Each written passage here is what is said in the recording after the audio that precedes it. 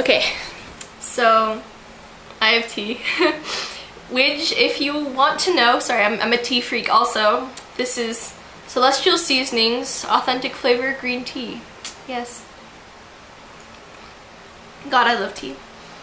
Okay, so now I wanted to tell you guys a little bit about Cynthia's childhood, and I'm not going to tell you all of her past because honestly when I'm talking about my characters, this is really weird, but I almost feel like I'm sort of invading their privacy and I feel bad. Like there's some really dark times in her history and I don't know if I want to go into that yet because you guys don't even know about her childhood at all. And so I want to start with just telling you guys a little bit about where she grew up and what her parents were like in her schooling before I go into details with stuff, because I don't even know if I want to share some of the stuff about her that would sort of explain why she is the way she is, or why she was the way she was even before she met William and even after William's death, because it's not like that was the one big thing that in her life that caused her suffering, which I haven't really been too clear about, but there,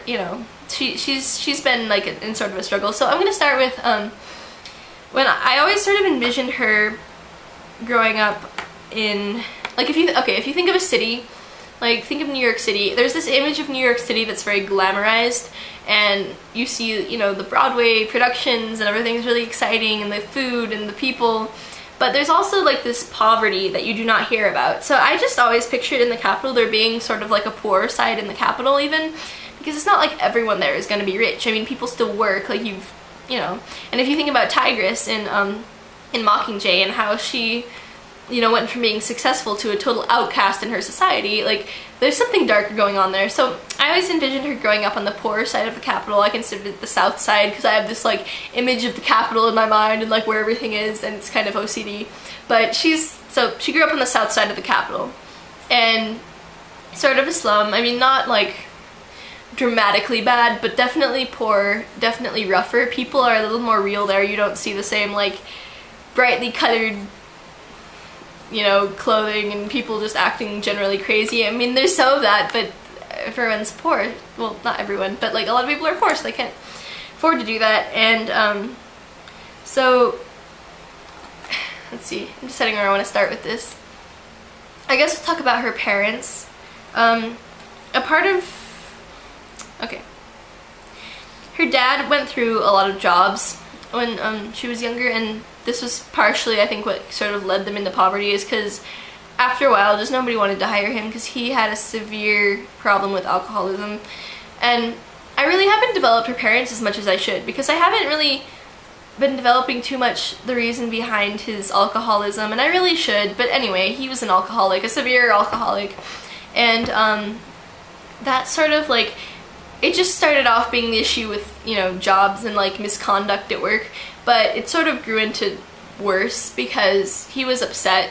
He was not supporting his family, and basically her mom had to support their family entirely at her work, which I still haven't quite decided what her job is. I have a couple options in my head. And so he started getting a little bit abusive along with the alcohol, and it started off as verbal, got more physical as she got older. And her mom, it's not that he didn't care about Cynthia. Oh, she's an only child, by the way. I did not mention that at all.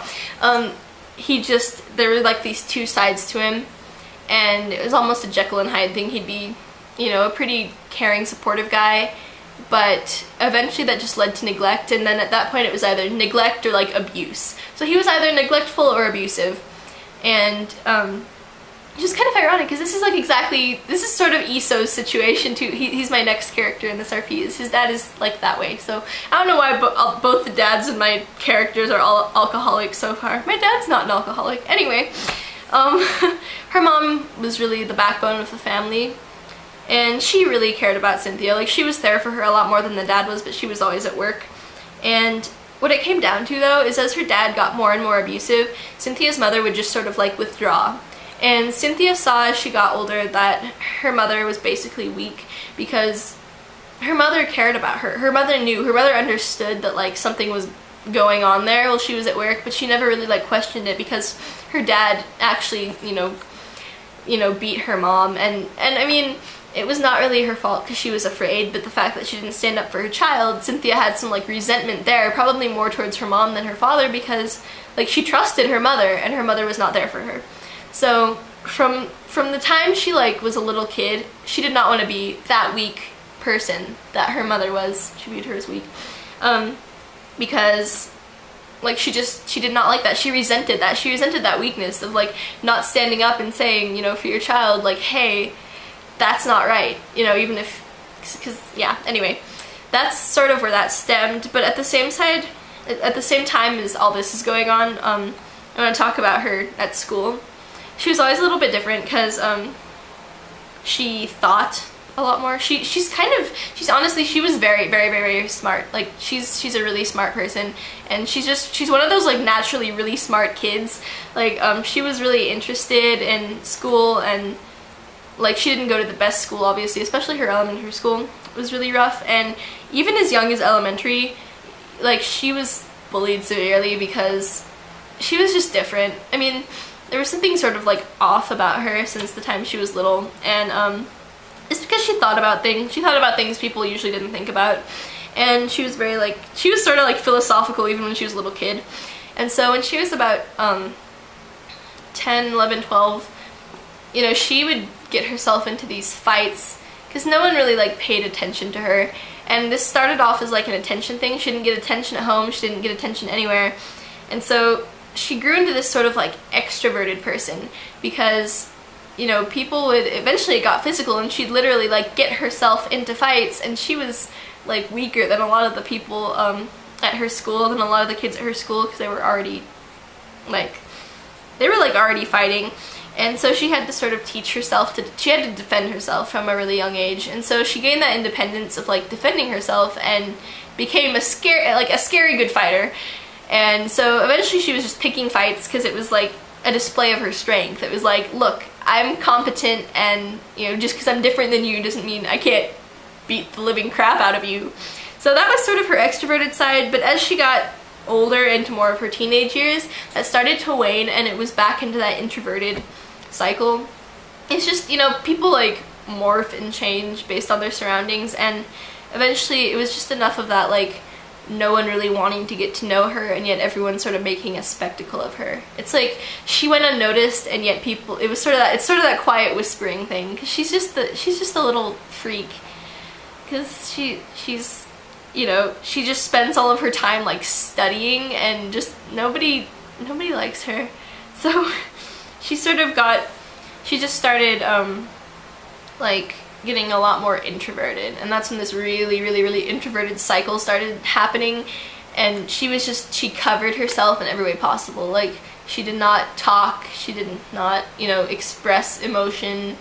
She just like she didn't even like, she could not wear things that were like revealing at all. Like she wore like all, you know, long sleeved, long pants, and like, you know, she was just covering herself entirely. And that's sort of, where she was as she went into college as well.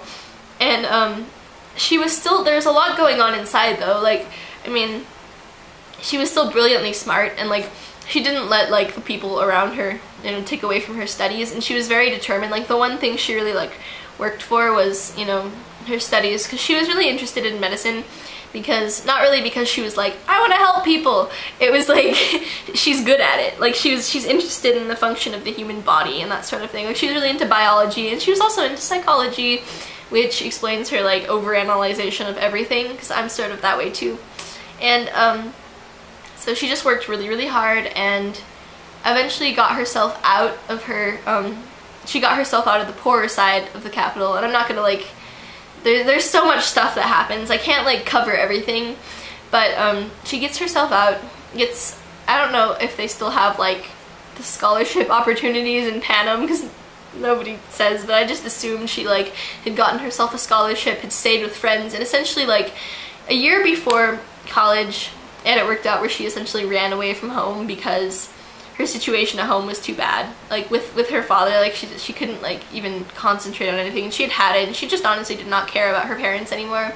And so she started her new life. She was in the more central part of the capital, and she was still the weird like introverted kid who hid around in the corner studying, but she was successful now, and she was like the education was so much better, and this is like the capital, like this is where everything, like I'm picturing the central part of the capital being like where, kind of near where the training center is, and like it's the capital we see, you know, in the movie, and it's the capital. And so anyway, she's in college, she's working for her medical degree, that's where she meets William, and that's sort of where her life starts again, or just starts in the first place, and she figures out that he's different. I'll explain more about him in this next video, and she starts sort of trusting again. So, well, trusting in the first place. I don't know if she was ever very trusting because of the parents she grew up with. I mean, everything was okay when she was like really little, but it just started like declining, and then she learned not to trust people at a very young age.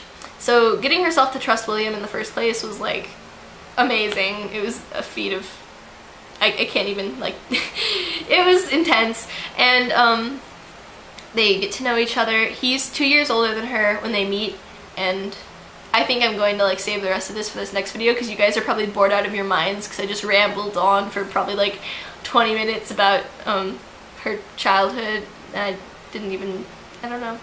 I need to explain this better, but I will some other time because I'm trying to summarize. I'm not doing a very good job, but I'm trying to like sum this up.